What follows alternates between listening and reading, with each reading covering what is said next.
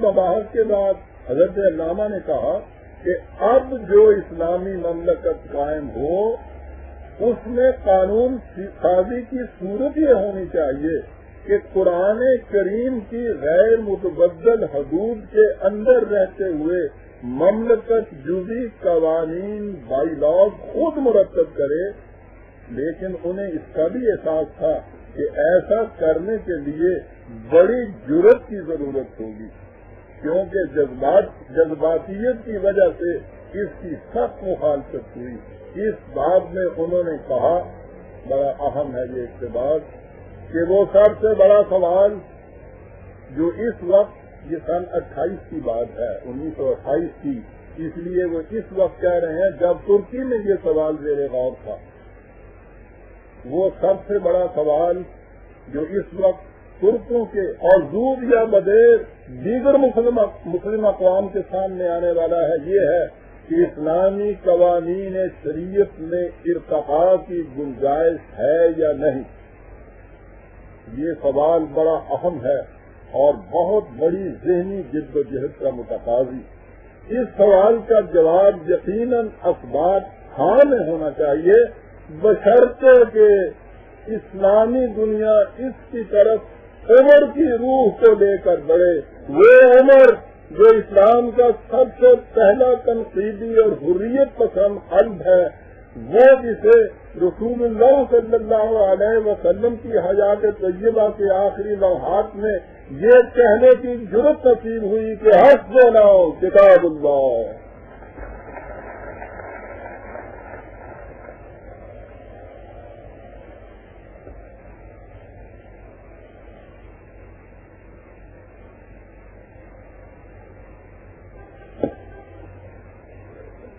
اقبال نے یہ نظریہ 1928 میں پیش کیا اور اس کے بعد 1930 میں مسلمانوں کی جدا گانا مملکت کا تصور سامنے لے آئے۔ اس وقت بھی لوگوں نے اسے ایک فلسفی کے فریب تخیل یا ایک شاعر کے حسین خواب سے زیادہ اہمیت نہ دی، لیکن جب بعد میں نظر آیا کہ یہ خواب ایک عملی تعبیر کی شکل اختیار کر رہا ہے تو چاروں طرف سے مخالفت کا ہجوم امٹ کر آ گیا۔ اس مخالفت میں یعنی تصور اقبال کی اسلامی مملکت کی قیام کی مخالفت میں آگے چل کر بیان کروں گا کہ ہندوستان کو دو ٹکڑے کر دینے کی مخالفت میں یہ اتنا شور نہیں اٹھا تھا۔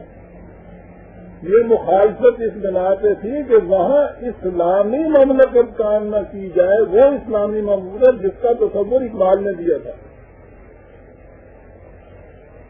یہ نقطہ بڑے غور سے سننے کا۔ اس مخالفت میں یعنی تصور اقبال کی اسلامی مملکت کے قیام کی مخالفت میں اگرچہ ہندو اور انگریز پیش تھے، لیکن اس قسم کی مملکت کا قیام دنیا کی کسی قوم کے لیے بھی خوش آئند نہیں تھا، کسی قوم کے لیے بھی، اور کسی قوم میں مسلمانوں کی مختلف قومیں اور غیر مسلم دونوں شامل۔ تعجب تو ہوگا آپ کو، یہ آج بھی جس کے سامنے بات کیجیے اسے تعجب ہوتا ہے اس سے کہ غیر مسلموں کو تو اس میں مخالفت اس کی ہوگی، ان سے تو گراں گزرے گا۔ آپ مسلم اقوام اور سلطنتیں بھی کہتے ہیں، سنیے گا آپ آگے چلتا جی، دنیا کی کسی قوم کے لیے بھی خوش آئند نہ تھا، لہذا اس کے قیام کی مخالفت دل واسطہ یا بلا واسطہ ہر گوشے سے ہوئی۔ اس میں شبہ نہیں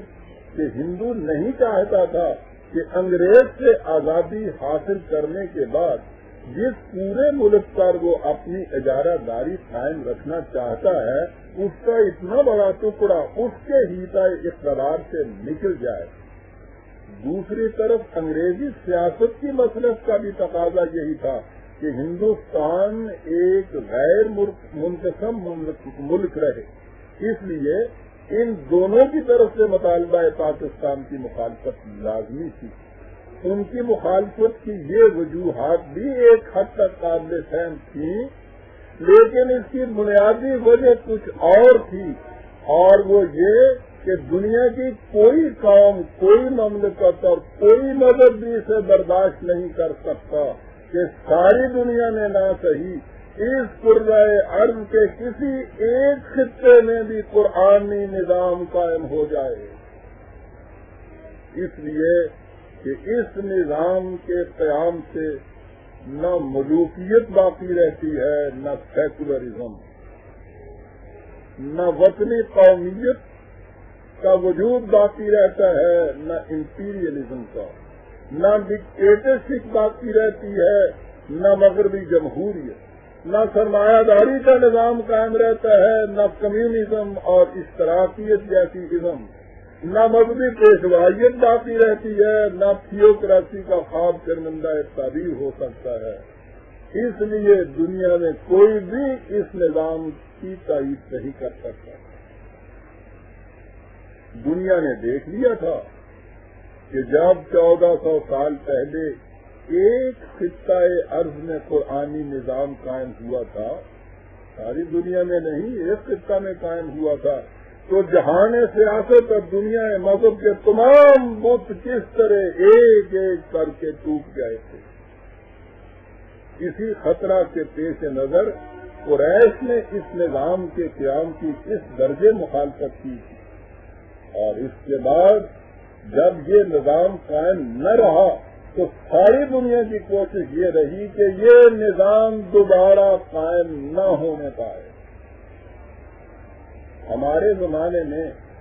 اقوام عالم کا یہ اندیشہ اور بھی زیادہ ڈرنا انگیز ہو گیا ہے، کیونکہ دنیا نے مختلف قسم کے نظام ہائے سیاست و معیشت کو آزما کر دیکھ لیا ہے کہ وہ انسانی مشکلات کے حل میں کس طرح ناکام ثابت ہو گئے۔ یہ وہ حقیقت ہے جسے علامہ اقبال نے ارمغان حجاز کی اس نظم میں، عزیزان من آپ کو یاد ہوگا کہ میں اس نظم کا بار بار حوالہ دیا کرتا ہوں، بڑی اہم چیز ہے۔ علامہ اقبال نے ارمغان حجاز کی اس نظم میں ڈرامائی انداز میں پیش کیا ہے جو میرے نزدیک ان کی قرآنی بصیرت اور سیاسی دور نگہی کا نچوڑ ہے۔ اس میں منظر یہ پیش کیا گیا ہے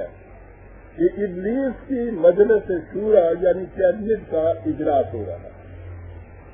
اس میں ابلیس کا ہر مشیر اپنے اپنے دائرہ کار پر تبصرہ کرتے ہوئے یہ بتاتا ہے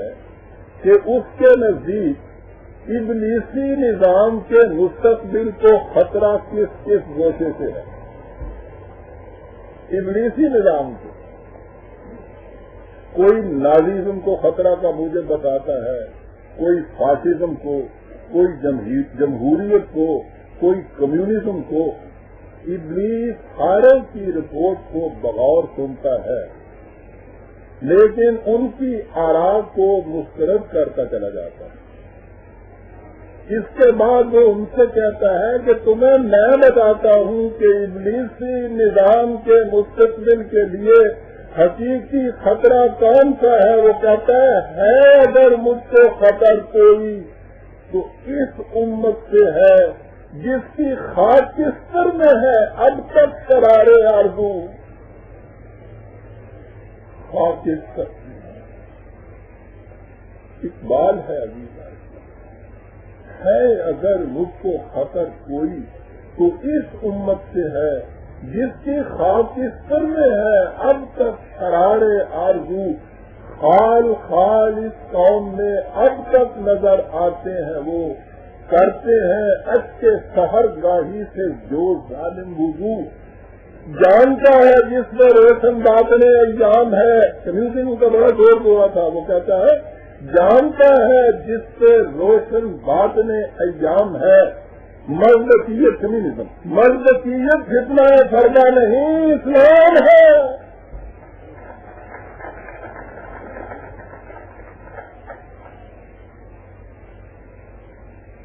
اس کے ساتھ ہی اس نے کہا کہ کہیں یہ بالکل وحشت زدہ نا امیدی نہ ہو جائے، کہا کہ کوئی بات نہیں،